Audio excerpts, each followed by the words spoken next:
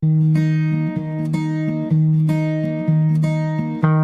you see the whole world shaking and you feel your heart is breaking, take my hand, no hesitating. Oh, oh, oh,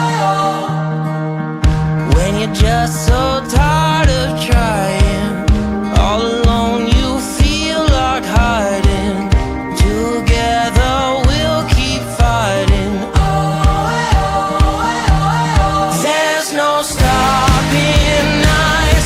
Hold on, we're gonna make it. We're gonna make it. Don't stop now. Hold on, we're gonna make it. We're gonna mountains too high we can climb it. Feel this, we're taking the moment. There's no stopping us. Hold on, we're gonna make it. We're gonna make it. Can you see the sun is shining like a new hope? Feel it rising, coming over the horizon. There's no stopping us. Hold on, we're gonna make it. We're gonna make it. Don't stop now. Hold on, we're gonna make it. We're gonna mountains too high we can climb it. Feel this, we're taking the moment. There's no stopping us. Hold on, we're gonna make it. We're gonna make it. Don't you give up, don't you give up on me. Don't you give up, don't you give up now. Don't you give up, don't you give up on me. Don't you give up, don't you give up now. Don't you give up, don't you give up on me. Don't you give up, don't you give up now. Don't you give up, don't you give up on me. Don't you give up, don't you give up now.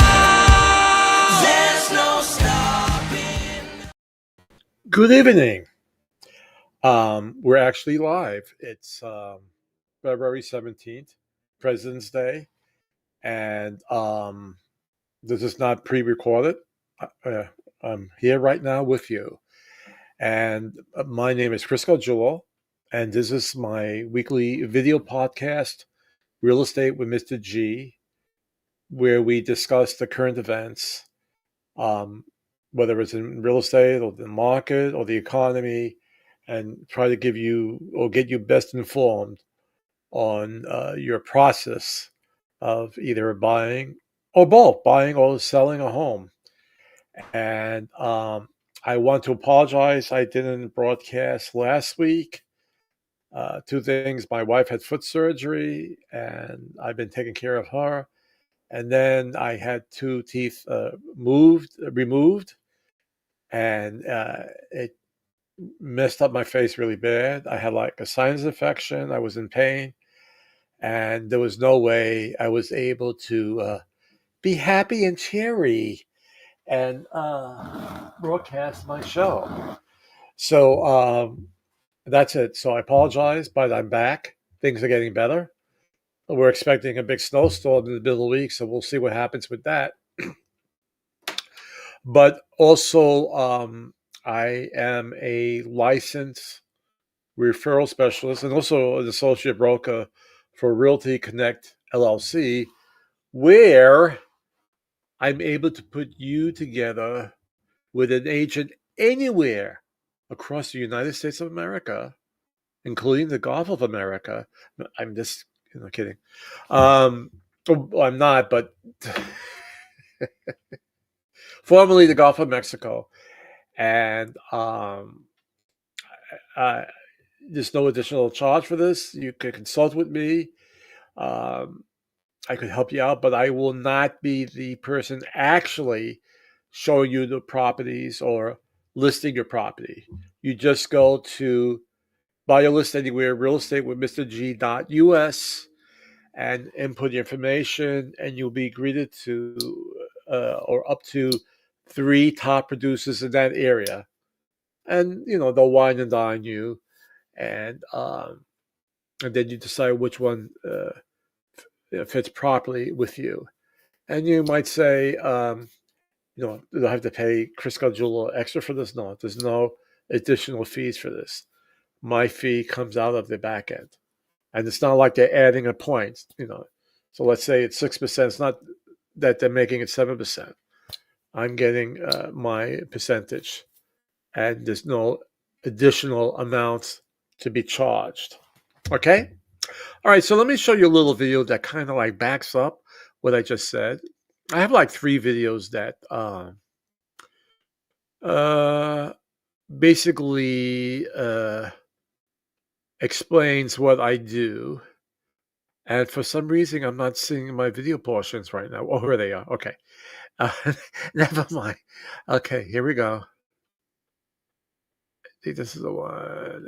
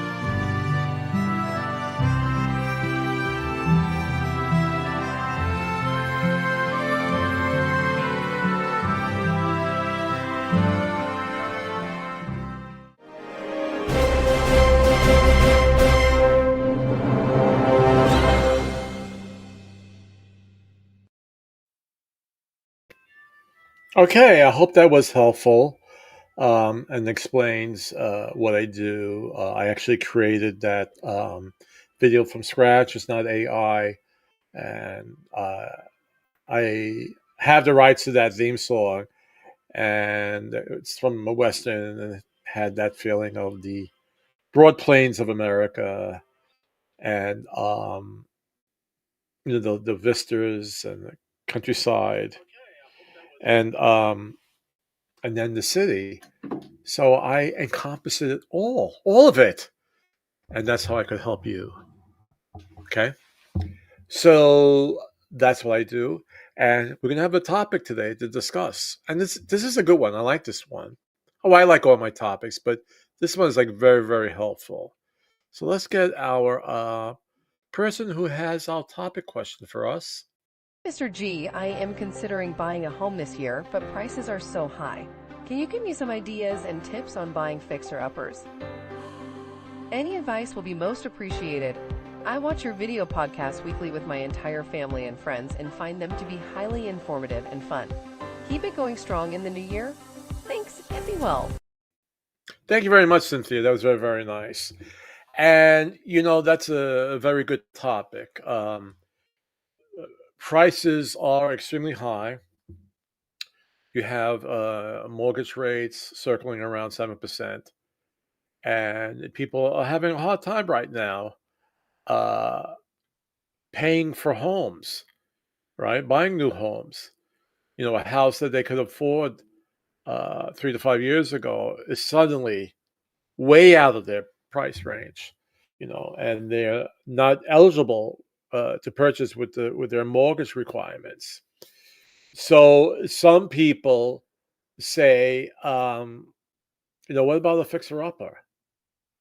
Now, um, I'm going to show you my PDF file first, but I'm going to add a lot to it because I sold a lot of foreclosed properties, distressed properties, sometimes they're called. We don't have that many short sales right now, but these are homes that either the original buyer lost to the bank, or if it's a short sale, they're upside down and they can't afford their mortgage, and they're trying to sell it before it goes into default. Okay, there are government properties where actually they went, the government has taken them back. They were um, backed up by the FHA, and their HUD properties, and you're buying it directly from the government. Um, but, but I'm going to show you my PDF file first, and I'm going to talk a lot about from personal experiences, which I have a lot of. I just want to make that very clear. Okay. Let's get set up over here.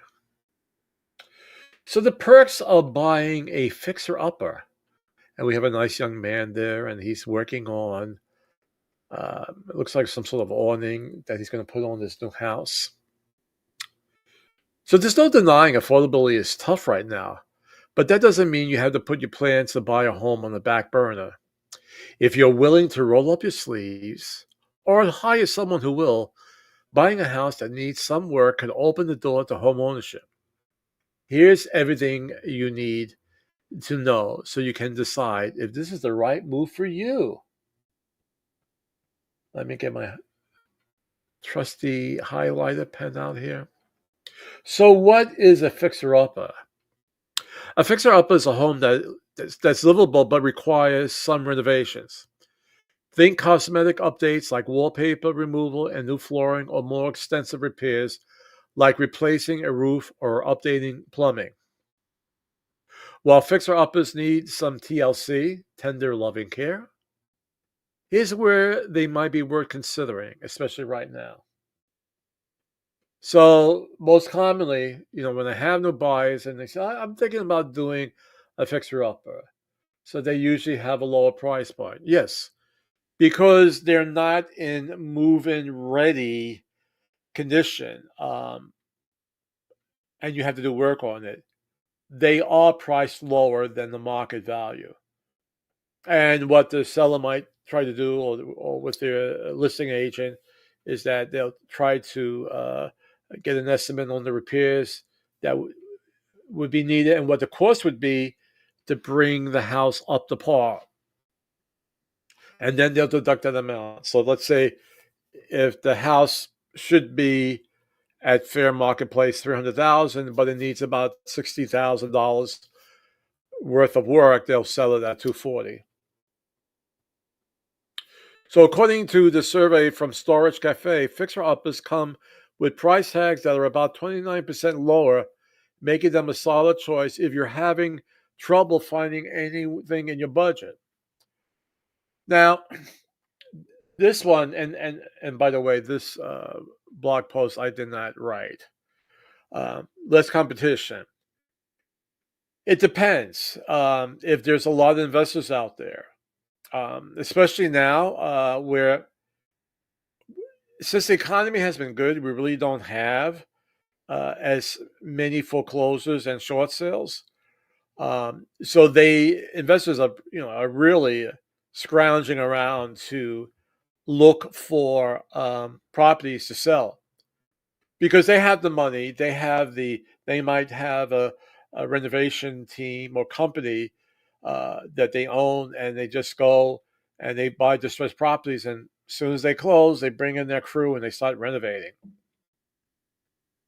So less competition. When you're ready to make an offer, you're less likely to deal with competition from other buyers who are focused on moving ready homes. I'm not going to say 100% on that. It depends on the current market, the way it's going. Now, with some HUD properties, properties that are sold directly from the government, what they'll do is that when they put the house on the market, uh, perhaps for 3 weeks to 4 weeks, the only ones that could make an offer on the house are home buyers, people who actually will occupy the house. So that rules out all these competitors that are out there, and gives a chance for home buyers. And then if it doesn't sell after a certain period of time, then they open it up to investors. So that's where you might have less competition. Now, you could build equity faster, from choosing how to redo the floors to picking which cabinets you want in the kitchen. A fixer-upper allows you to design a space that fits your needs and style. And with smart renovations, you can increase your home value faster and potentially seeing a big return on your investment.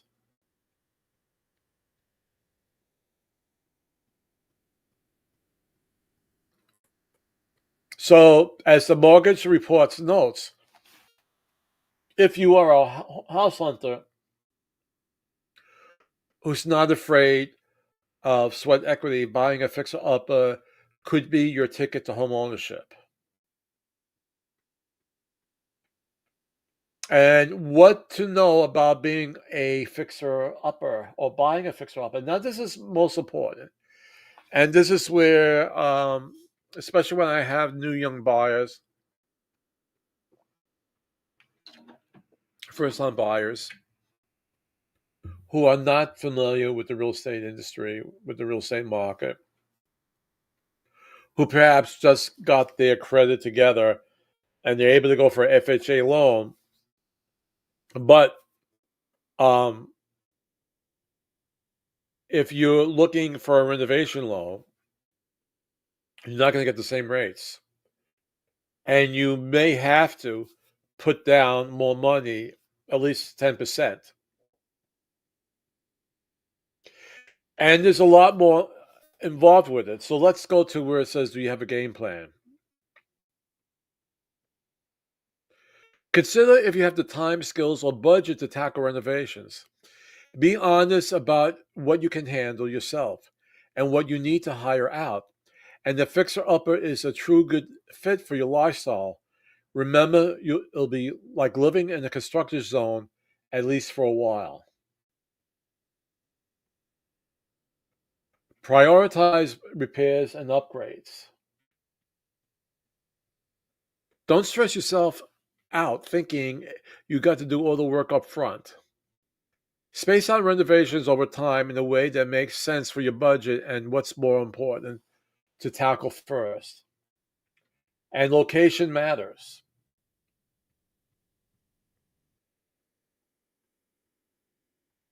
You want the money you're spending to fix up a house to be worth the investment.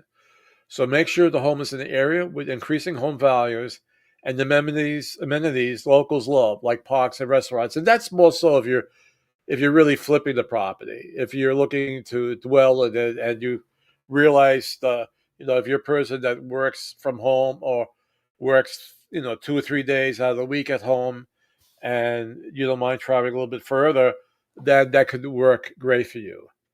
All right. Get a home inspection is so important. Hiring an inspector to do a thorough inspection before you buy is a must. What they find will help you understand what needs to be updated, renovation costs, and if it's perfect, you want to take it on. I had people who, after they did the home inspection, and the home inspection gives you that fail safe. If you agree to do a home inspection within 10 days, you have up to that 10 day to say, "Hey, there's too many problems with this property. Uh, I don't want it, and I could be released from the contract, and there's no liabilities and obligations affixed to that." All right. Even during the crazy time during the pandemic, with regular resales, um, and the sellers were being, "Oh, this is my property. You want it? You take it. Your best offer, whatever." And people were doing the home inspection and just saying, "Well, I'm only going to do it. I'm not going to ask you for repairs because right now the ball is in your court, and you're getting all these offers in. I just want to know if this house is something I should avoid." All right. But when it's a fixer-upper, you really want to know what's wrong with it and what you need to repair, um, before you say, "Okay, let's close on this." And then budget for surprises. Renovations rarely go as planned, so be sure to set aside extra money to cover things like extended repair timelines, an increase in the cost of materials, or other unknowns that may come up. And most important, talk to your lender about financing options. There are some renovation mortgages designed for homes that need a little work, but they may have requirements like spending and timeline limits. So talk to a trusted lender to understand the fine print. So there are mortgage loans that will allow you, and still with a limited amount of money to put down. It could be from 5% to 10%. And they'll let you, um, or you may actually take out money that's a little bit above the asking price. And once you're the lender knows, once you get that house up to par, instead of being uh, valued at the 240, which we gave as an example at the beginning, once you get it renovated, it'll be definitely worth 300,000. So I'll lend you the money, the 260,000, but you got to bring it up, bring it up in value, and they'll lend you the money. And once the repairs are in traction and they're being done. I think one I did, I'm not so sure if they closed before it was actually finished, but once all the contracts were there, no, I think it had to be fixed. Um, yeah, before they let them go in, because in case a contractor just said, they dropped out of it, and let's say you needed a new heating system, um, the house has to have heat. See, the thing about these renovation loans that are backed, could be backed by the government, is that you have to get the house to be livable, right? So it's easy things where if they need to put a new um, heating unit into the house, a new heat pump, okay, if they have to replace windows, and once the house is safe, that the bank will say, yeah, I'll lend you the money. Um, I know you're not going to either freeze to death in the winter, or, uh, with broken windows, you could also freeze, or if the porch needs new handrails or guardrails, they know that you'll be safe, so you can pay the mortgage. And once those repairs are done, then you could close on the house. And the inspector goes out from the bank, or appraiser, I should say, and saying, okay, everything is done. Let's get ready to close. Now, I've had some horror stories with fixer-uppers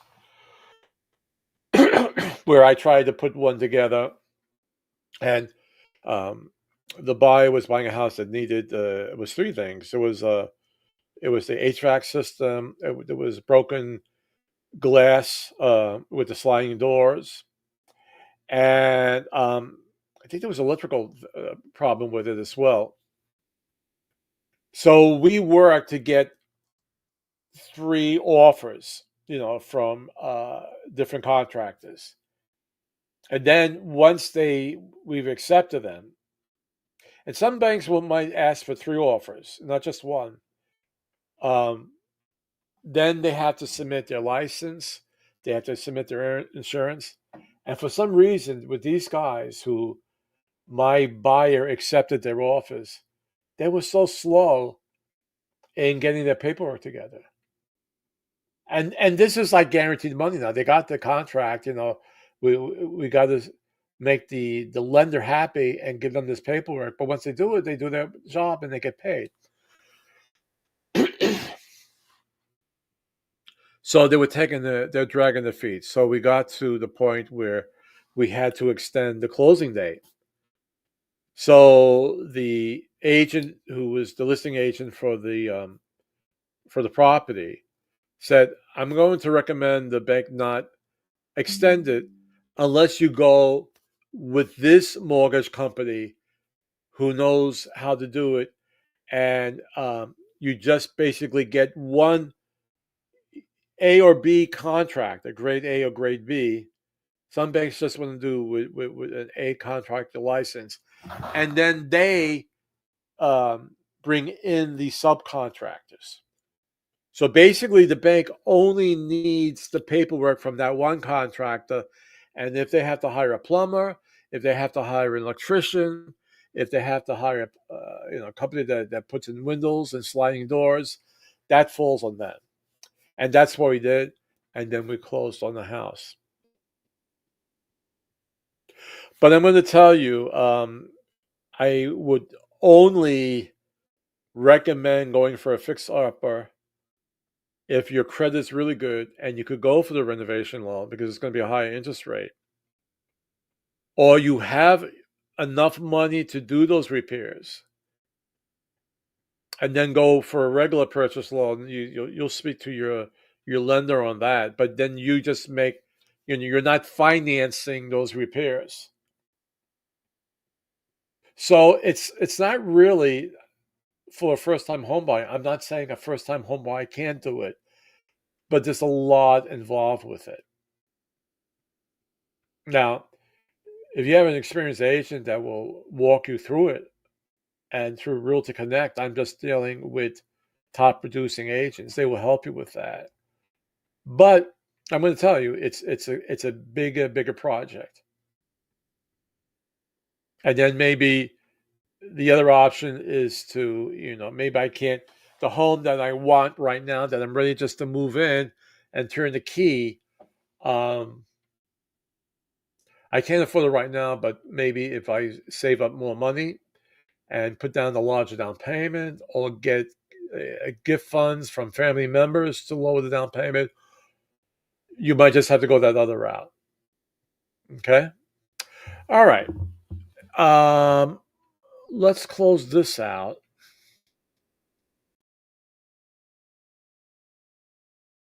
Back up here. And here I am. And then what I'm going to do, I'm going to show this little, before I actually show a video on this, I have this nice little summary here.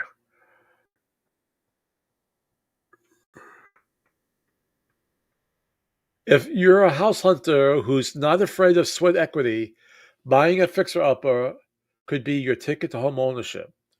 Doing so could lead to a big savings, even in some of the nation's largest and most popular housing markets.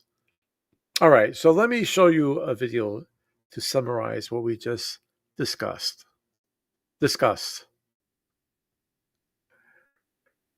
Okay, here we go.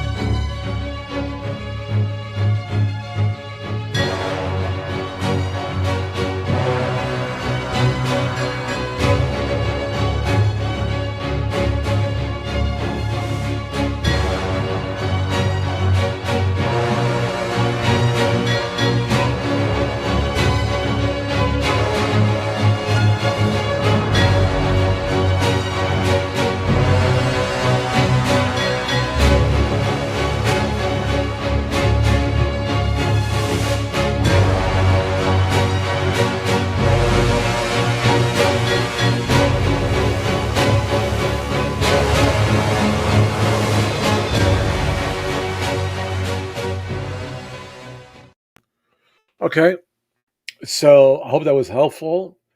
Again, if you're considering that and you need an agent anywhere in the United States to purchase, contact me, go to my website, or just call me, contact me on any of these platforms that you're watching my video podcast, and we'll work on it. We'll get it going. All right. Just remember, I still have on my blog site, we have the winter edition of Things to Consider When Buying a Home. the winter 2025 edition. These come out quarterly. All right, so that's there. And then we also have the things to consider when selling your house. All right, and you read these lovely free guides, and then you contact me with your real estate needs. Okay, and where do you find such wonderful things like this? The wonderful, nice, free, downloadable, nice guides. And you go to real estate with Mr. G resource.blog resource slash resource hyphen materials. Okay, so you go to that one. Okay. Okay. Now I heard from my producer Isabella that um, she has a clip of when I was a young man and I was on the dating game. Is that true?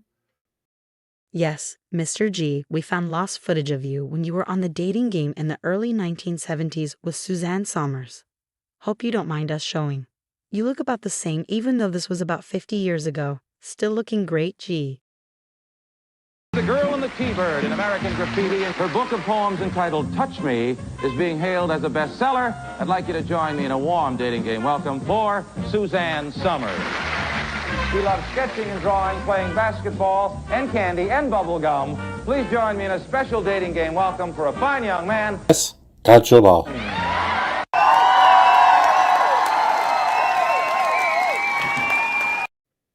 Oh, okay. I remember that now. Yeah, we had a great time. It was nice meeting Suzanne Summers. She actually picked another contestant, but that's okay. I'll deal with it.